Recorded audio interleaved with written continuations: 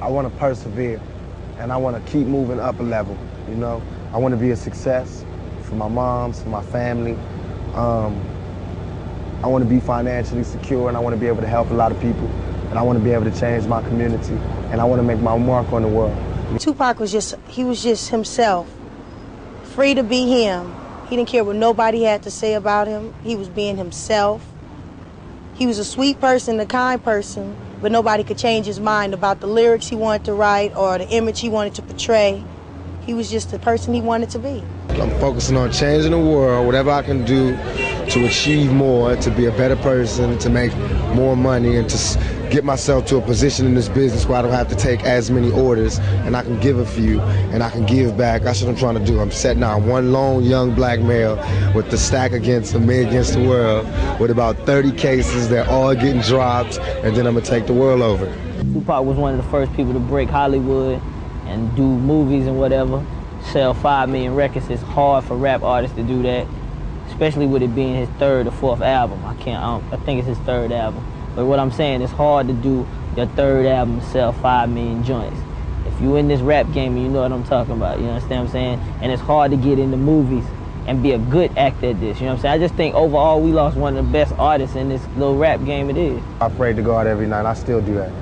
I just wanted, I wanted God to know that even though I was going through the worst of times, I still recognized Him as being something greater than myself, and that I'm not gonna give up my faith just because it's going bad for me, because He was there when I was living good.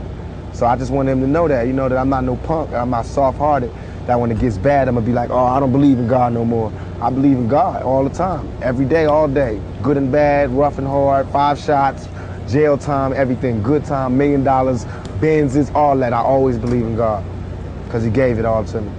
The person I knew Tupac as, he was like very intelligent, and to me, like, society and people who always talk bad about him had the wrong vision of what kind of person he really was. I mean, everybody has done crazy things before or get put off in the wrong situations with the wrong type of people and wrong surroundings, but he's not a bad person. To me, I think he had a lot of sense, and he was very intelligent.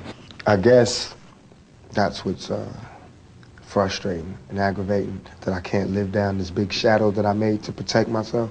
Because it started out as just being, I need to get an alter ego to keep people away from me and to protect myself, which everybody does. You know, like when somebody breaks into your house and you know he's in the house, you wouldn't go in your real voice, excuse me, are you breaking in my house? You would go, hey, what you doing in my house? It's the same thing that I do, you know what I mean?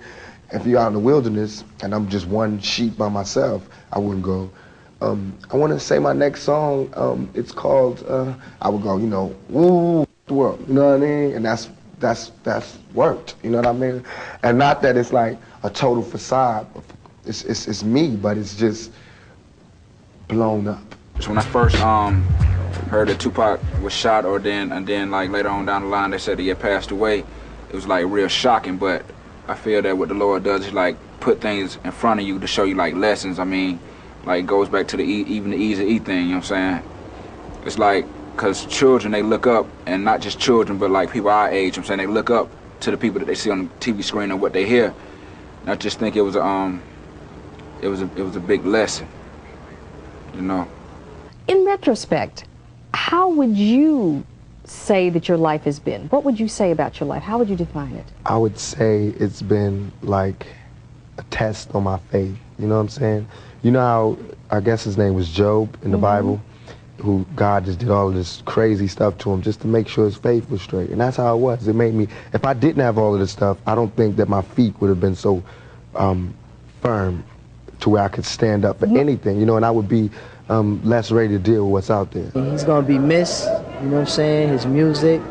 I mean, the way I knew him, he was a sentimental cat, you know what I'm saying? He wasn't as hardline as everybody presented him. He showed love to everybody he met. I don't care who they was, where they was from. East Coast, West Coast, wherever. You know what I mean? We had in More You Till I Join You, damn, I wish they would have known how much you love New York. And then after he passed, it was like, I wish he would have seen how much New York loved him. Finally, I want to ask you about something that someone else asked you in the interview, and I thought the answer was interesting because I think it speaks to you and your generation a lot. Someone said, where do you see Tupac 10 years from now? You said, hey, I just want to be alive. That's real for you. That's so real. I made a metamorphosis. I'm a new person today because I used to strongly and honestly, I feel like I could represent my generation so much because I honestly did not care whether I lived or died. But now, I cannot die with people thinking I'm a rapist or a criminal. I can't leave until this shit's straight. You know, I'm not suicidal. I can't go until y'all really know what time it is. And then after that, boom, it's all over. And we can see, you know, how this shit fall. But that's how it is. And the reason being is because if I can't live free, if I can't live with the same respect as the next man, I don't want to be here. Because God has cursed me to see what life should be like. If God wanted me to be this person and be happy here, he wouldn't let me feel so oppressed. He wouldn't let me feel so trampled on. You know what I'm saying? He wouldn't let me think the things I think. So I feel like I'm doing God's work. You know what I'm saying? Just because I don't have nothing to pass around for people to put money in the bucket don't mean I ain't doing God's work. I feel like I'm doing God's work. You know what I'm saying? Because these ghetto kids ain't God's children. And I don't see no missionaries coming through there. You know what I'm saying? So I'm doing God's work. While Reverend Jackson do his up in the middle class and he go to the White House and have dinner and pray over the president, I'm up in the hood, you know what I'm saying, doing my work with my folks. And just because I don't live there don't mean I don't go there. I got to go there because I can't hang nowhere else.